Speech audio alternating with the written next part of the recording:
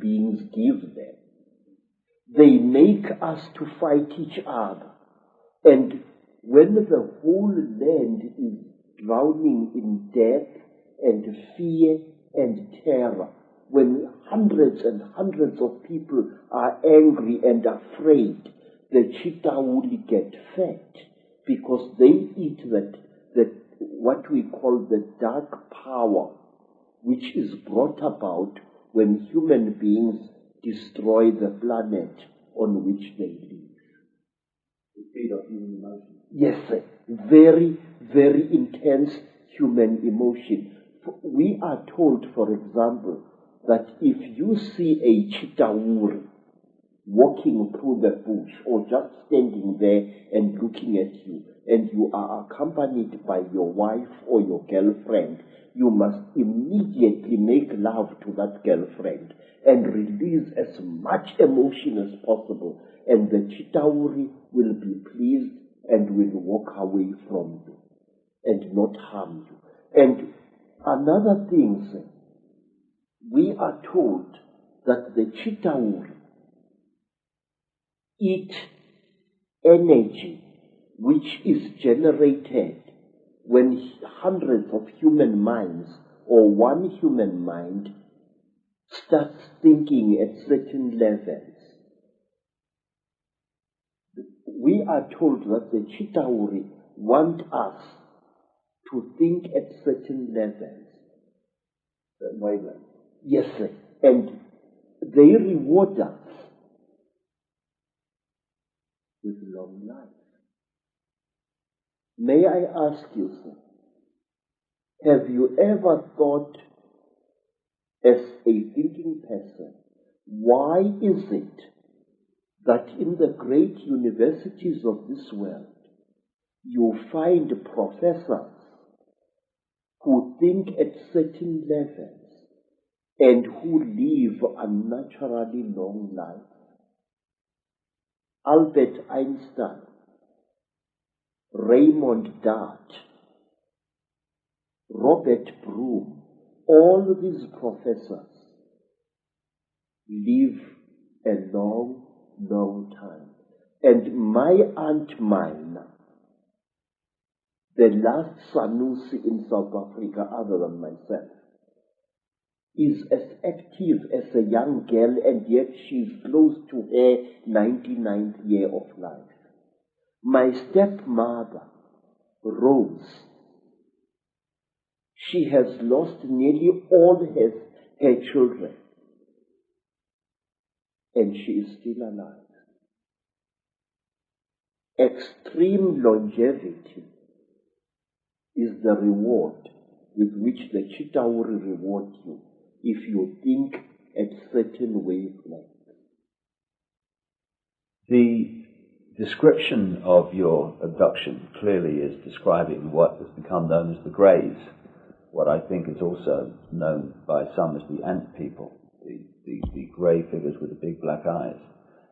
How do you think they connect in with the openly reptilian? And do you think that the black covers of the eyes are covering some kind of reptilian truth?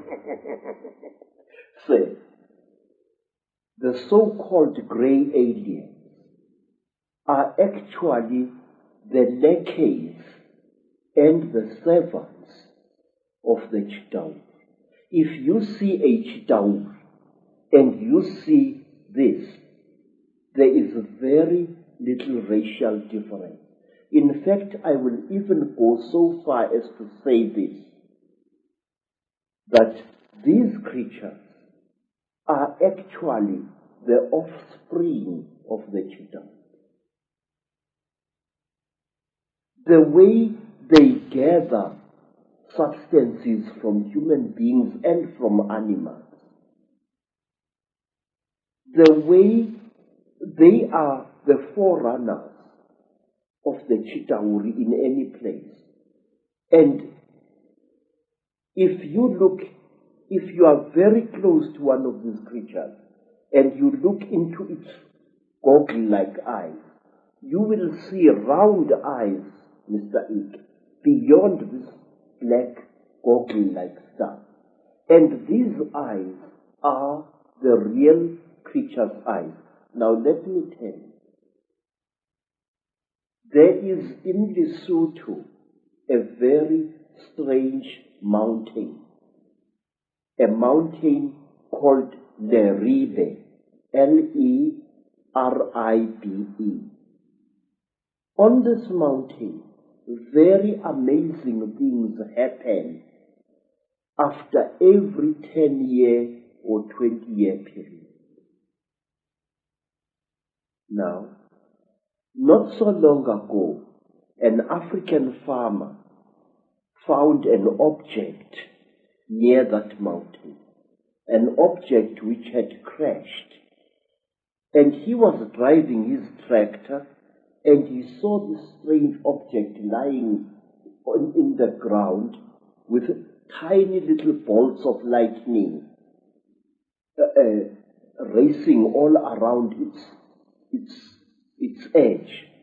And the African walked up to the object, and when he wanted to touch it, a strange power struck him and sent him sprawling on his back to the ground. The African got onto his tractor and got out of there. What the African had seen had been a crashed UFO, a flying saucer. He described it very amazingly.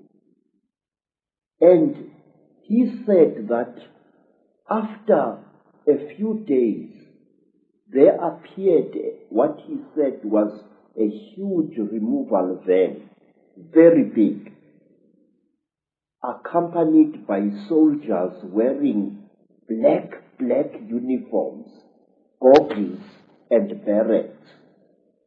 And these soldiers lifted the object into the van, and the van drove away. But when the people came to the site, they saw that something had fallen there, but they saw no heavy tire tracks of the vehicle that the man had described. Something had crashed there, had been removed, but there were no wheel marks of the heavy vehicle he had described. Now let me tell you something else.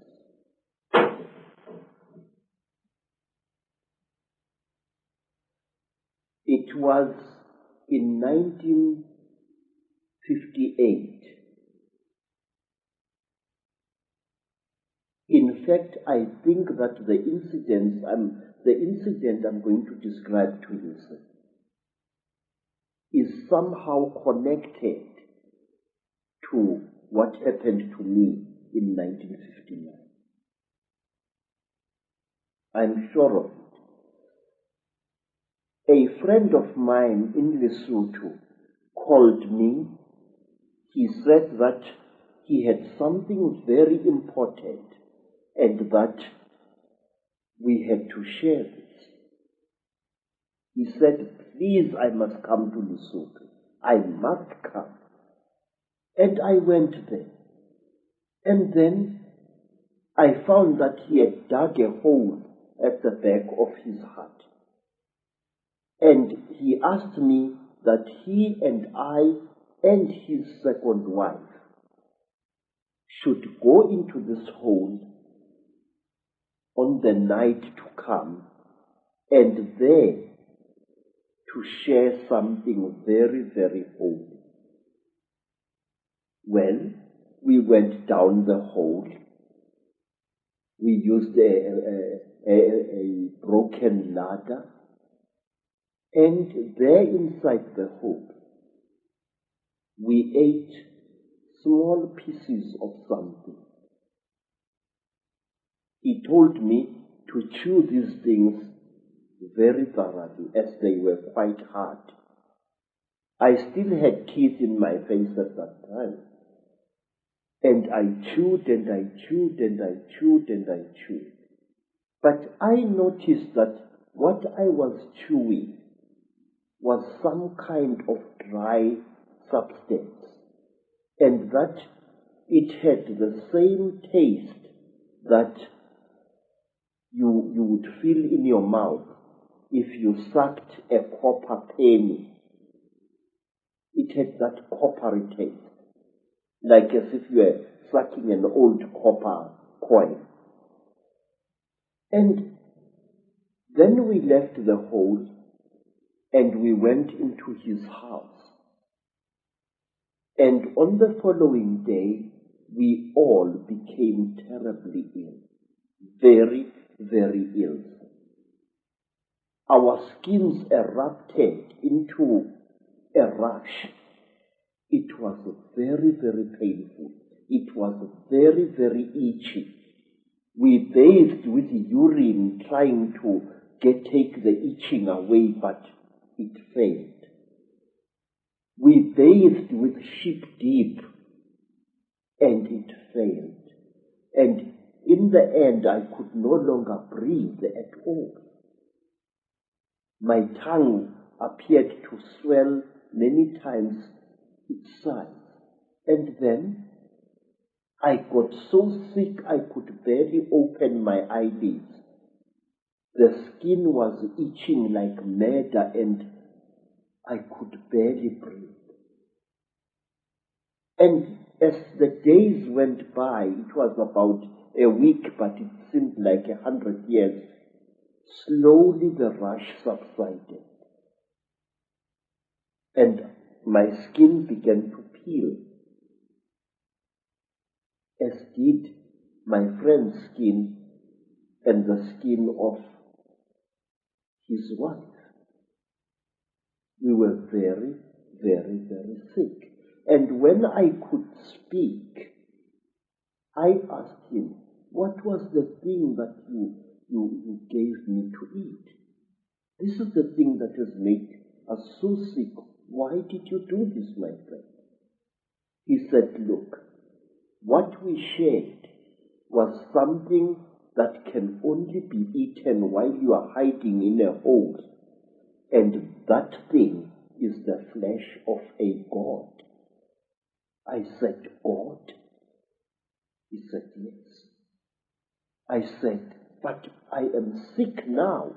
He said, wait, you'll recover. You either die within 2 days or you recover. Now we are going to recover because we are still alive after 2 days. Mr. Icke, I can't describe to you what happened next.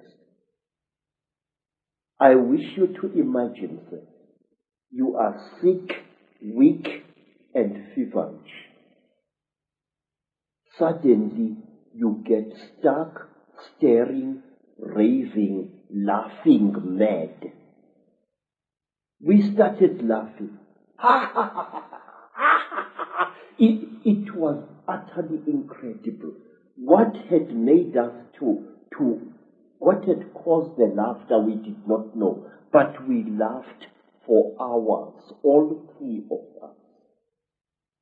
And then, when our jaws couldn't laugh anymore, a new thing happened. My friend's eldest daughter gave us all water. And when I drank that water, my sense of taste was so heightened that I was utterly shaken. Ordinary water from a mountain spring tasted like, I don't know like what, like wine, like something out of I don't know where. My taste buds must have been souped up somehow. And then another feeling, which I cannot describe, fell over all of us. It was a feeling as if we were one with the entire universe. When I looked at a tree outside my friend's homestead, it was as if that tree was a multicolored living rainbow. When I looked at the mountain far away, my sense of sight was so intense that I could see colors beyond colors.